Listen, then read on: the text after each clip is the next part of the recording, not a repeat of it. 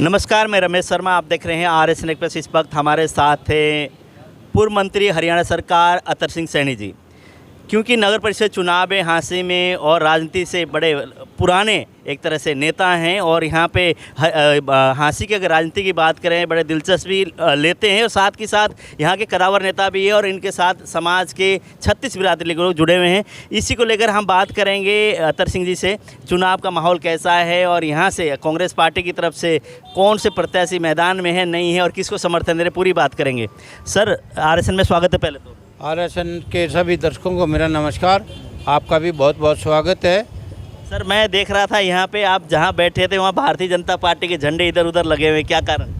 इसका कारण ये है कि ये जो यहाँ पे ऑफिस बनाया हुआ है जिन्होंने, वो उन्होंने टिकट उसकी ली हुई है पार्षद की। अच्छा। तो वो टिकट बीजेपी की ली हुई है। ऐसा तो नहीं आपने समर्थन कर दिया हो कि भारतीय जनता पार्टी के यहाँ से पार्षद है उनको आप लोगों ने कह दिया सैनी भाई बेटा कर आगे बढ़?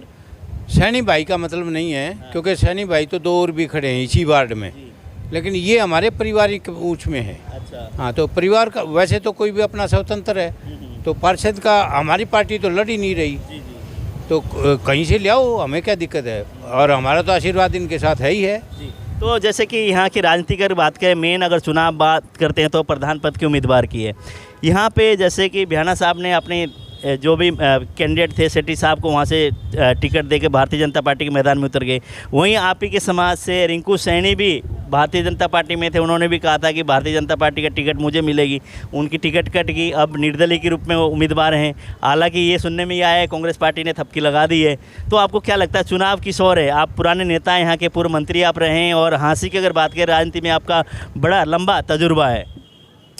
ऐसा है, जहाँ तक बीजेपी की टिकट का सवाल है, क्योंकि रिंकू सैनी भी दौड़ में था और उधर से उन्होंने अपने मीनू सेठी को दी है। वो तो विधायक जी ने फैसला किया है, क्योंकि उनका फैसला पार्टी में वही चलता है। तो कोशिश तो रिंकू सैनी ने भी बहुत की और मांगी भी बहुत, लेकिन दी नहीं। जैसे कोशिश मैंने भी बहुत की थी और बीजेपी वाले ने मेरे को भी नहीं दी। तो फिर अब आदमी अपना कहीं भी करे, क्योंकि जिसका जन आधार होता है वो तो कहीं भी काम कर सकता है। तो इसका जन आधार है रिंकू का, तो इसने निर्दलीय का भर दिया। रही बात कांग्रेस के समर्थन की, आप कहते हो थपकी लगा दी, कांग्रेस कभी थपकी नहीं लगाती। समर्थन देगी तो मेरे पास लेटर आ जाएगा, मेरे पास फ़ोन आ जाएंगे, फिर हम भी समर्थन करेंगे। अब तक तो मैं भी यहाँ बैठा हूँ। तो ऑफिशियली कोई ऐसा वो नहीं हुआ कि कांग्रेस पार्टी ने रिंकू सैनी को समर्थन दे दिए? अभी तक नहीं हुआ। अच्छा। अब पता नहीं ये मीडिया वाले क्यों इतनी बात कर रहे हैं। अगर वाक्य में दिया होता तो हमारे पास तो आएगी खबर। अच्छा, तेलूराम जांगड़ा है आपके वरिष्ठ नेता है कांग्रेस पार्टी में, उन्होंने कहा कि अभी मैं थोड़ी देर पहले उनसे बात करके आया था, उन्होंने कहा है दीपेंद्र और हुड्डा और भूपेंद्र सिंह हुड्डा की तरफ से पूरी उनको समर्थन दे दिया है और हम मैदान में कूदने वाले हैं। अभी सैनी साहब और सुभाष गोयल जी पूर्व मंत्री, उनके पास भी फ़ोन जाने वाला है। तेलूराम जांगड़ा ने जो बात कही वो उनकी बात हुई होगी हाईकमांड से, प्रदेश की जो हमारे नेतृत्व है उनसे उनकी बात हुई होगी। मेरी कोई बात नहीं हुई, ना तो मैं वहाँ था और सुभाष गोयल भी वहाँ नहीं था। तो हमारे दोनों पे तो अभी कोई ऑफिशियल आई नहीं है और मैंने तो कह दिया था जब तक ऑफिशियल नहीं आएगी मैं तो उसकी करूँगा समर्थन जिसका कांग्रेस पार्टी कहेगी। और वो जब करेगी, जब समर्थन देंगे तो वो तो हमारे को कहेंगे, तो फिर हम मदद करेंगे ठोक के। कांग्रेस पार्टी किसको देगी? मीनू सैनी तो भारतीय जनता पार्टी के कैंडिडेट है, इधर से आम आदमी पार्टी के हैं जैसे सैनी साहब है, वो भी सैनी समाज से हैं, एक निर्दलीय हैं, और इधर से रिंकू सैनी है, निर्दलीय प्रत्याशी हैं। और आपने कहा कि अच्छा व्यक्ति है और पहले भी इन्होंने जैसे कार्यकाल उनका रहा है, चेयरमैन प्रतिनिधि वो रहे हैं। तो आप क्या समझते हैं रिंकू सैनी काबिल नहीं है? ये कब कह दिया मैंने काबिल नहीं है? हम तो ये कहते हैं हमारी पार्टी जिसको समर्थन देगी। काबिल आदमी को पार्टी समर्थन ना दे मैं क्या करूँगा? पार्टी लाइन से बाहर तो नहीं जा सकता। मैं भी काबिल था और बयाने को टिकट दे दी, अब बता क्या करेगा? तो इस तरह समर्थन जिसको भी देंगे पार्टी वाले, हमने तो पार्टी लाइन पे चलना है। और एक हमारे समाज से एक को आप भूल गए, बीएसपी से हरिराम सैनी भी खड़े है। बिल्कुल, हरिराम सैनी जो 3 कैंडिडेट सैनी समाज से। हाँ जी, 3 है। हाँ, तो क्या रहने वाला है चुनाव का माहौल, क्या होगा, किस ओर जाएगा? और हांसी की अगर विकास की बात करें तो अभी तक के विकास में हांसी पिछड़ता जा रहा है, अभी तक कोई इतने विकास कार्य नहीं दिखाई दे रहे, क्या मानते हैं? मैं ये मानता हूँ कि इस बार कांग्रेस पार्टी जिसको समर्थन देगी यहाँ से वो विजयी होगा। लेकिन मुकाबला जिससे होगा वो बता देता हूँ मैं। मुकाबला हमारा परवीन इलाहाबादी से होगा। अच्छा, हाँ, परवीन इलाहाबादी से आप लोगों का मुकाबला होगा, ऐसा क्या है? मुकाबला नहीं, वो पीछे रहेगा, हम जीतेंगे, कांग्रेस पार्टी वाले जीतेंगे, क्योंकि सारी की सारी जनता परेशान है बीजेपी से। तो आम आदमी पार्टी के जैसे सैनी साहब है, कैलाश सैनी, वो भी मैदान में, वो भी एक तरह के रिटायर कर्मचारी हैं और अपने पेंशन से ही सेवा करने की कोशिश करते हैं, उनकी अगर बात करें तो क्या कहेंगे आप? बहुत अच्छा उम्मीदवार है, वो भी ईमानदार भी है, अच्छा भी है, मेहनती भी है, काम भी करता है। वो पहली बार मैदान में आए हैं, आम आदमी पार्टी भी पहली बार मैदान में आई है यहाँ हाँसी में, और उनका उम्मीदवार भी बहुत अच्छा है, तो वो जीतेंगे तो हम उनका भी स्वागत करेंगे। तो विनोद बिहाना जी की अगर बात करते हैं, उन्होंने जैसे मीनू सेठी जी को मैदान में उतार दिया, तो कई लोग ये आरोप लगा रहे हैं कि जातिवाद को बढ़ावा दिया विनोद बिहाना जी विधायक जी ने, क्या मानते हैं आप? मैं पक्का मानता हूँ, विनोद बिहाना ने नहीं, सारी पार्टी ने दिया है, मुख्यमंत्री ने भी दिया है। अच्छा, हाँ, जातिवाद को बढ़ावा, वरना टिकट मेरे को ही नहीं देते एमएलए की। इसी तरह इसने भी जातिवाद को बढ़ावा दिया है। रिंकू सैनी में क्या कमी थी, उसको दे देते जब उसने उनको दिया, और वो कभी एमसी तक का चुनाव नहीं लड़ा उन्होंने। राजनीतिक अनुभव नहीं है, सवाल ही पैदा नहीं होता। तो कहते हैं समाज से भी है, जनता के काम किए, ज़रूरतमंद लोगों की सेवा किए, इस तरह की बातें करते हैं। जहाँ तक काम की बात है, आप हाँसी में सारे घूम के देखाओ कितने काम हुए हैं, सारे रोड फटे पड़े हैं, और एक सड़क बनी थी आधा किलोमीटर का टुकड़ा होगा, विश्वकर्मा चौक से लेके और काली देवी मंदिर तक, उसकी इंक्वायरी हुई तो उसमें 1,70,00,000 जुर्माना लगा उसके ऊपर। मतलब 1,70,00,000 तो खा ही रखे थे, और जुर्माना लगा तो जितने खा रखे वो, और तो वो काम सारा का सारा 4 करोड़ का था, 2 करोड़ की था पहले, फिर इन्होंने बढ़वा के 4 करोड़ का कर लिया। 4 में से 2.25 करोड़ तो ये वैसे ही कर गए। तो ये विकास होने लग रहा है, इनका खुद का विकास हो रहा है बीजेपी वालों का, आम जनता की कोई भलाई नहीं हो रही। आप देखते हो हर जगह प्रदर्शन है, हर जगह डिमांड लेके लोग खड़े होते हैं, कोई हाँ भर लेते हैं सारी, हाँ भरने में कोई दिक्कत नहीं, हाँ भरेंगे करेंगे नहीं, झूठ बोलते हैं। और इसीलिए जनता ने मन बना रखा है कि बीजेपी को हटाना है और कांग्रेस को लाना है। तो कांग्रेस को लाना है, कांग्रेस क्यों डरी फिर चुनाव चिन्ह पे चुनाव लड़ने के लिए कांग्रेस पार्टी? हमारी पार्टी डरी नहीं है, हमारी पार्टी कभी सिंबल पे लड़ी ही नहीं ये चुनाव, छोटे चुनाव नहीं लड़े ना उन्होंने। तो उस बात को देखते हुए मैं तो निजी राय तो मेरी ये थी कि लड़ना चाहिए सिंबल पे, मेरी निजी राय थी, लेकिन पार्टी हाईकमान ने जो फैसला किया सिर माथे मंजूर है हमने, जो उन्होंने फैसला किया, और वो इसलिए किया कि पहले कभी हम ये छोटे चुनाव चिन्ह पे नहीं लड़े। तो जैसे आपने कहा कि अभी तक कोई पार्टी की तरफ से आदेश नहीं आया, रिंकू सैनी को कांग्रेस पार्टी का समर्थन है इस तरह से, तो आपने क्या परवीन इलाहाबादी का भी आपने नाम लिया, वो भी एक तरह से निर्दलीय उम्मीदवार हैं, तो क्या लगता है कि रिंकू सैनी को ही कांग्रेस पार्टी की थपकी मिलेगी या परवीन इलाहाबादी भी हो सकते हैं?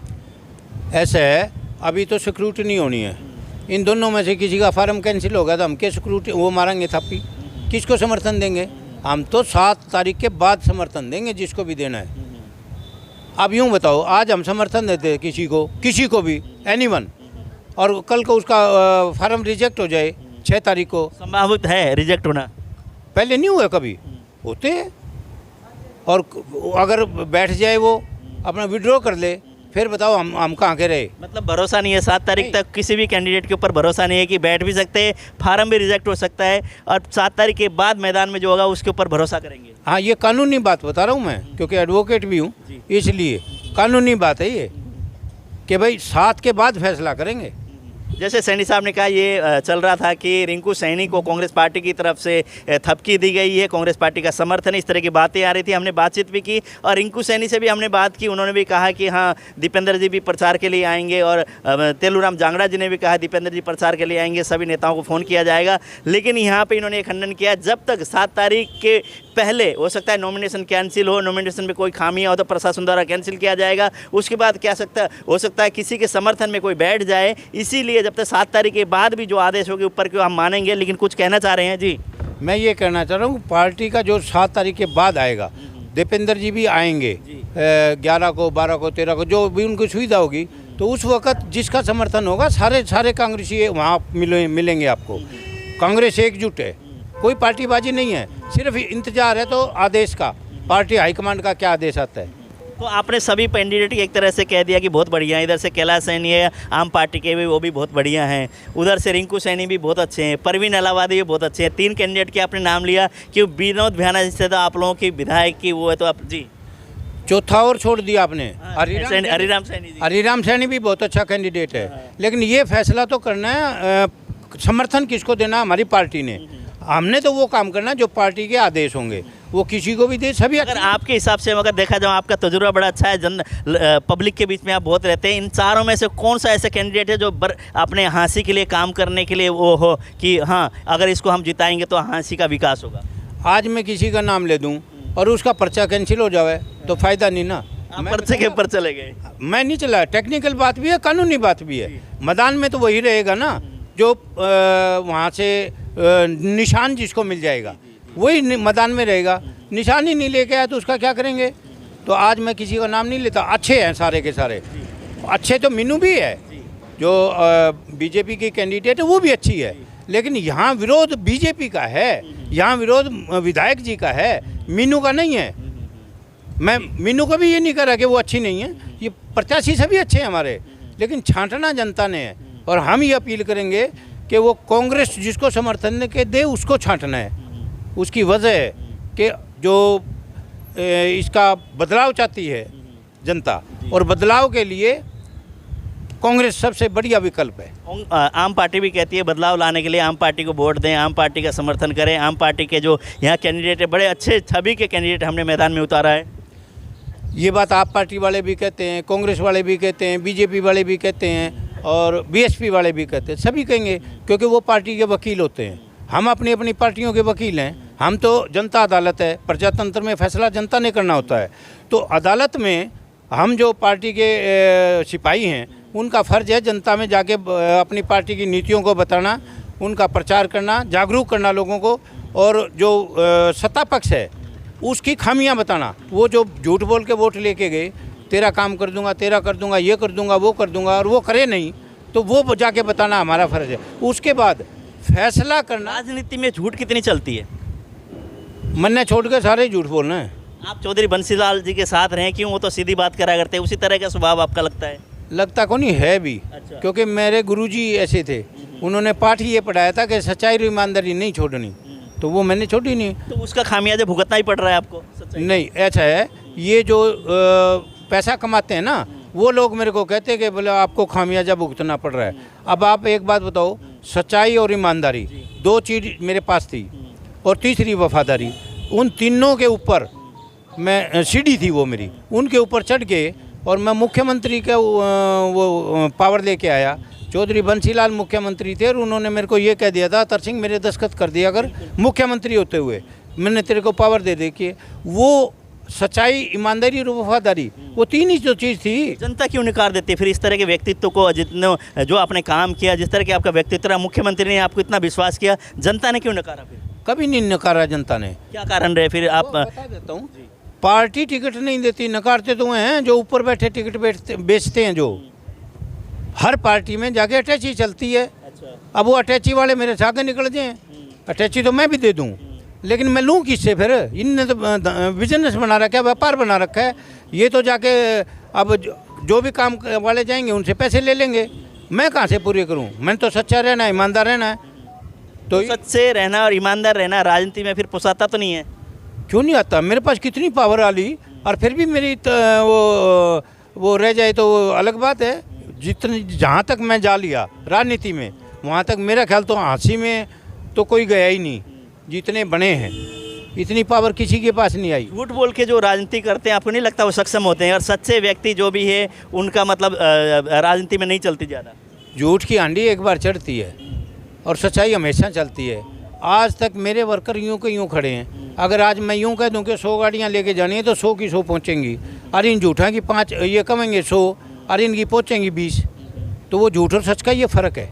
चलो, ये बात हुई, हमने कई राजनीतिक मुद्दों पर भी बातचीत की, लेकिन इन्होंने ये कहा कि 7 तारीख के बाद पर्चा नॉमिनेशन जैसे किसी का कैंसिल होगा कि कोई वापस लेगा, उसके बाद ही कांग्रेस पार्टी की तरफ से, ऊपर की तरफ से जो भी इशारा होगा उसको समर्थन देंगे। उन्होंने कहा कि क्यों, हम विपक्ष की पार्टी है और एक तरह के हरियाणा में अगर बदलाव लाना है तो कांग्रेस पार्टी को मतदान करें, इस तरह की इन्होंने कहा है। तो सैनी साहब, समय देने के लिए बहुत बहुत धन्यवाद आपका। आपका भी बहुत बहुत धन्यवाद।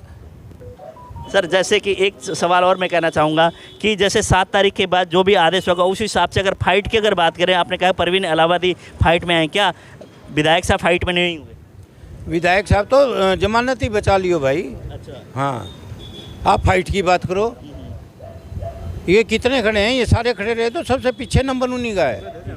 तो सैनी साहब ने कहा कि मैंने कहा कि अंतिम सवाल मैं पूछ रहा हूं, इन्होंने कहा कि कांग्रेस पार्टी तो आके मोहर लगाए, कांग्रेस पार्टी को बदलाव के लिए पार्टी को वोट दें, अगर टकराव की अगर स्थिति की बात करें, कहते हैं फाइट में भी नहीं आएंगे। जैसे विधायक जी स्वयं चुनाव लड़ रहे हैं, हालांकि उनके मीनू शेट्टी जी मैदान में है, लेकिन उस पर अगर बात करें मोहर लगाने का काम किया जैसे विनोद बिहाना जी ने, तो बिहाना जी मैदान में है और बाकी कैंडिडेट भी मैदान में है, लेकिन इन्होंने कहा कि बिहाना जी का हो सकता है तीसरे नंबर पर भी नंबर ना आए। इस तरह की बात करें, ये तो देखने वाली बात होगी और आगे भी भविष्य में सैनी साहब से हम बात करते रहेंगे और हाँसी की राजनीति के ऊपर चर्चा करते रहेंगे।